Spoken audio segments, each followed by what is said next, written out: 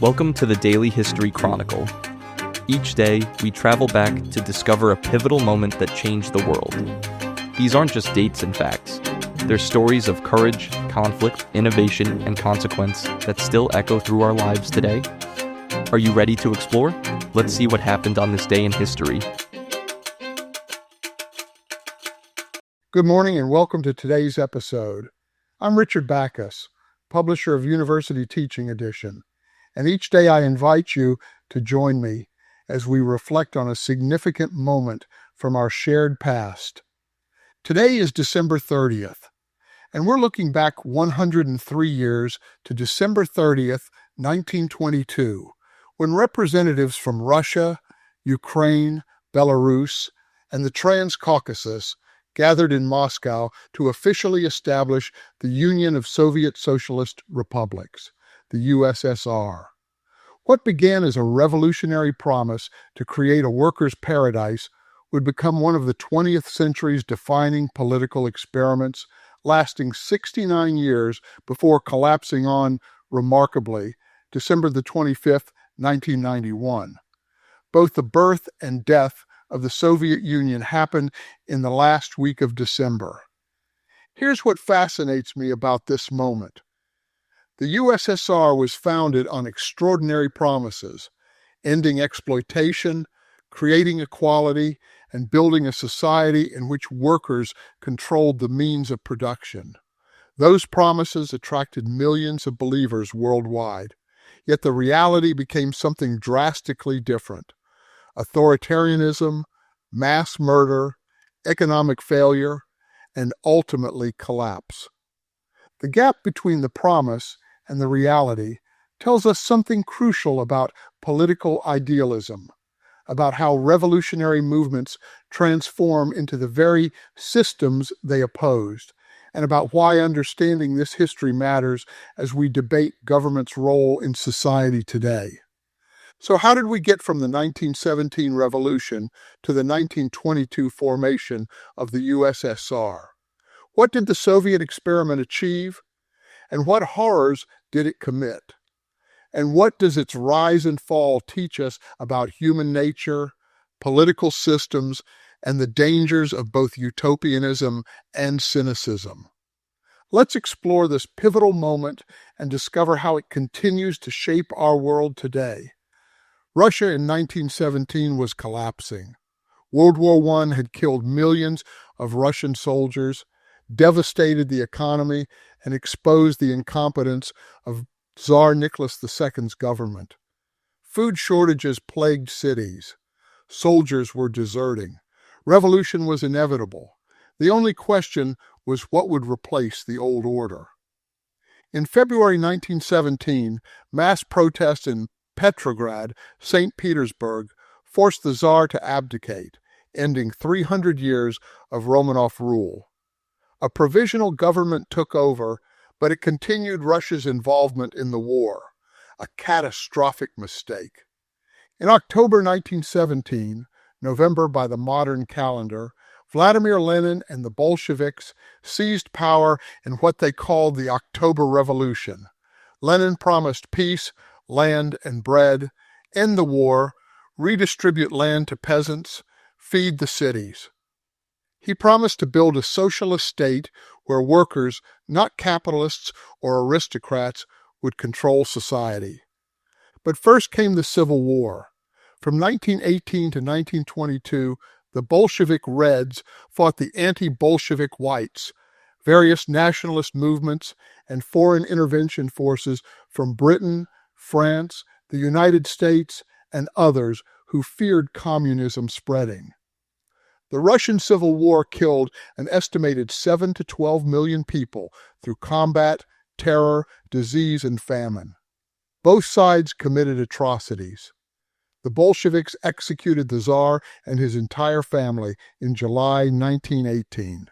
They established the Cheka, a secret police force that conducted the Red Terror, executing tens of thousands of suspected enemies. But the Reds won. By 1922, they controlled most of the territory of the former Russian Empire. The question became how to organize this vast territory stretching from Europe to the Pacific. The treaty established a federal structure. Each republic theoretically retained sovereignty and even the right to secede, a provision that would prove meaningful in 1991. In practice, power was centralized in Moscow, controlled by the Communist Party. Here's what interests me about the formation. It was framed as a voluntary union of equal republics, a federation built on consent. But the reality was that the Red Army had conquered these territories during the Civil War. Ukraine, Georgia, and others had briefly declared independence.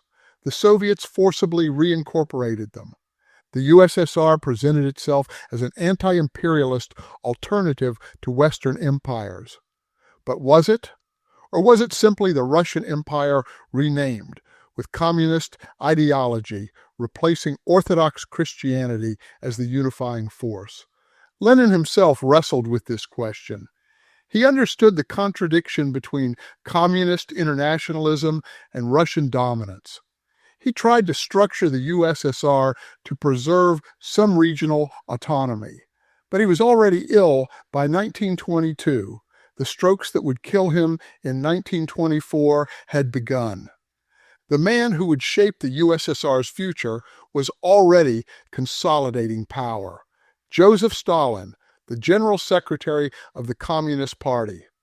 A position that seemed administrative would become the foundation of totalitarian control. Lenin's time leading Soviet Russia, 1917 to 1924, combined revolutionary zeal with brutal pragmatism. He initially tried to implement full socialism immediately, nationalizing industry, abolishing private trade, requisitioning grain from peasants. This war communism helped win the Civil War but caused economic collapse. Industrial production fell to a fraction of pre-war levels. Famine killed millions. In 1921, Lenin reversed course with the new economic policy, an NEP, allowing limited private enterprise and markets. It was a retreat from pure socialism, a compromise with capitalism. The economy recovered, but Orthodox communists saw it as a betrayal. Lenin also established the one-party state. He banned opposition parties, suppressed independent trade unions, and created the secret police apparatus that would terrorize the Soviet Union for decades. When workers in Kronstadt, the naval base that had been revolutionary heroes, rose demanding Soviets without Bolsheviks, Lenin crushed them. Here's what troubles me about Lenin's legacy. He genuinely believed he was building a better world. He thought the terror was temporary, that one-party rule was necessary until class enemies were defeated, that economic controls would eventually give way to abundance. But he built the machinery of totalitarianism, the secret police, the labor camps, the one-party state, the suppression of dissent. Stalin would inherit these tools and use them to create something far worse than Lenin imagined. After Lenin died in 1924, Stalin outmaneuvered rivals to become the sole leader by 1928. What followed was one of history's darkest chapters. Stalin launched forced collectivization of agriculture, seizing peasant land and creating state-controlled farms. Millions of better-off peasants, kulaks, were killed or deported to labor camps. When Ukraine and Kazakhstan resisted, Stalin used famine as a weapon. The Holodomor in Ukraine, 1932 to 33, killed an estimated 3.5 to 5 million through deliberate starvation. In Kazakhstan, forced collectivization and famine killed approximately 1.5 million, about 38% of the population. Simultaneously, Stalin pushed breakneck industrialization. The USSR transformed from an agricultural society to an industrial power in a decade. building factories, dams, and military capacity at incredible human cost. Workers lived in brutal conditions. The Gulag system of labor camps held millions of prisoners who provided slave labor for industrial projects. Then came the Great Terror, 1936 to 1938. Stalin purged the Communist Party, the military, and society at large. Show trials forced confessions from old Bolsheviks who'd made the revolution. Anyone could be denounced, arrested, executed, or sent to the Gulag. Estimates suggest 600,000 to 750,000 executed during the terror, with millions more imprisoned. I always wonder what it was like to live through this, never knowing if today would be the day the secret police came, watching neighbors disappear, knowing that any word against Stalin could mean death or the Gulag. The psychological terror was as devastating as the physical violence. Yet here's the complexity. Stalin also oversaw genuine achievements. The USSR defeated Nazi Germany, absorbing the worst of Hitler's invasion and turning the tide at Stalingrad. Soviet education expanded dramatically. Women gained legal equality. The USSR became a superpower, launching the first satellite and sending the first human to space. How do we hold both truths? That the USSR achieved real things while committing massive crimes? This isn't to excuse the crimes. It's to understand the appeal communism held for millions who saw Western capitalism as exploitative and unjust. After Stalin died in 1953, Nikita Khrushchev denounced Stalin's cult of personality and released millions from the Gulag. But the basic system remained: one-party rule, state control of the economy, suppression of dissent. The Cold War defined the next 4 decades. The USSR and the United States competed for global influence, built massive nuclear arsenals capable of destroying civilization, and fought proxy wars in Korea, Vietnam, Afghanistan, and across the Third World.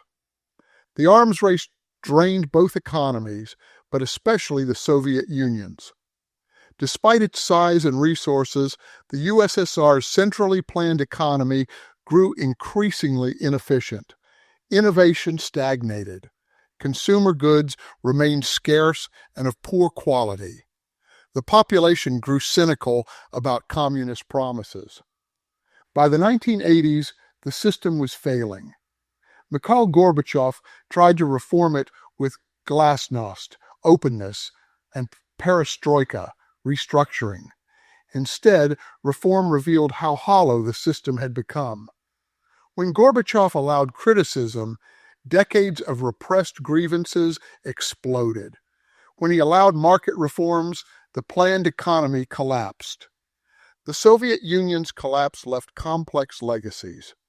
For many Russians, especially older generations, the collapse meant lost stability, lost status as a superpower, economic chaos, and national humiliation. While the West celebrated the end of communism, many Russians experienced the 1990s as catastrophic. Savings were wiped out, social services collapsed, and oligarchs seized state assets. This resentment helped propel Vladimir Putin to power. Putin's appeal partly rests on nostalgia for Soviet-era stability and global influence, even as he rejects communist ideology. Modern Russia combines authoritarian control, reminiscent of the Soviet era, with capitalism and nationalism.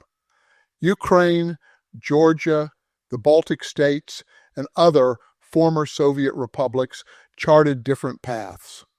Some joined NATO and the European Union, aligning with the West. Others remained caught between Russian and Western influence.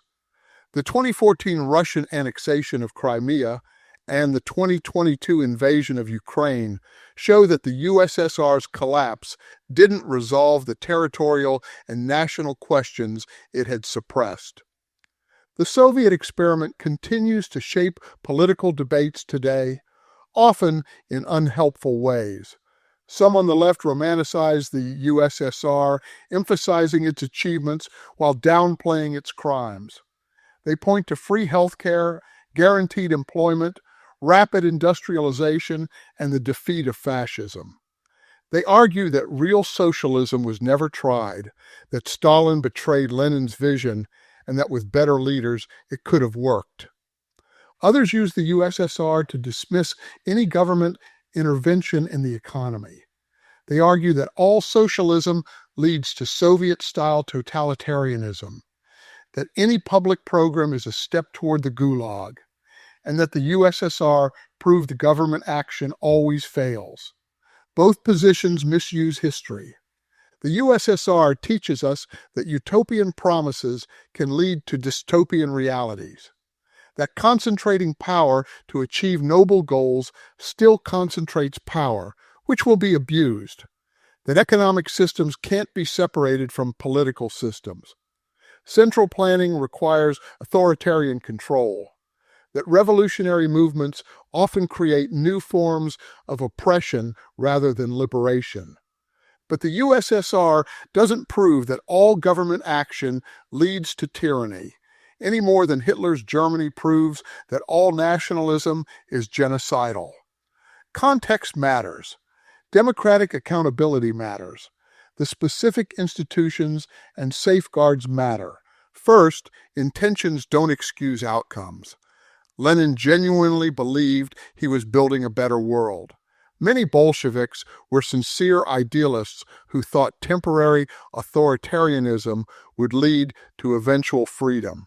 The machinery they constructed to achieve their utopia became the means of oppression. We see this pattern repeatedly. Movements that promise liberation, only to establish new forms of control. The question isn't whether leaders have good intentions, it's what institutions and accountability mechanisms prevent the abuse of power. Second, economic systems and political systems are intertwined. The Soviet Union tried to control the economy entirely, which required controlling information, movement, and ultimately thought. Central planning's inefficiency necessitated ever more coercion to maintain the system. This doesn't mean free markets solve everything. Market economies can coexist with democracy or authoritarianism. But it does mean that economic and political freedom are connected in ways we shouldn't ignore. Here's what December 30th, 1922 teaches us about political idealism and human systems. On that day, representatives from 4 Soviet republics signed the treaty creating the USSR. They believed they were building something new, a worker state, a society without exploitation, a model for the world's future. In the end, that is not what they produced. Thanks for joining me today on the Daily History Chronicle. If you enjoyed this episode, please subscribe and share it with someone who loves history. Tomorrow, we'll explore another fascinating moment from our shared past. Until then, I'm Richard Backus, reminding you that history isn't just about what happened, it's about what we choose to do with that knowledge.